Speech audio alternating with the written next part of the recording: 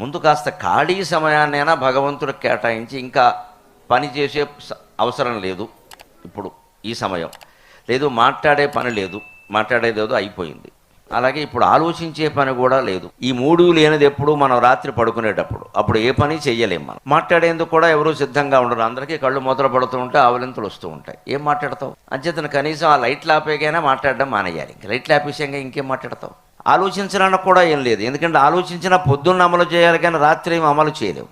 అప్పుడు ఖచ్చితంగా భగవంతుడికి చోటు ఇవ్వాలి మనసు. అందుకే మన సంప్రదాయంలో పొద్దున్న లేచేటప్పుడు, రాత్రి పడుకునేటప్పుడు ఖచ్చితంగా భగవంతుడిని తలుచుకుని లేవమని. అది ఒక్కటి చేసేస్తే అయిపోయిందని కాదు, అలా చేస్తే ఇంకా చేస్తాడని. ఒకనాటికి 60-70 ఏళ్ళు వచ్చేనాటికి ఏమనిపిస్తుందంటే మనసుకి ఈ అభ్యాస సంస్కారం కారణంగా ఇక నాకు ఇప్పుడు ఏం పని చేయాలి నేను అని, ఒకవేళ ఏదన్నా మంచంలోంచి లేవలేని పరిస్థితి వచ్చినా దాన్ని అవస్థగా భావించడండి, అవకాశంగా భావిస్తే ఆశ్చర్యకరమైన మాట.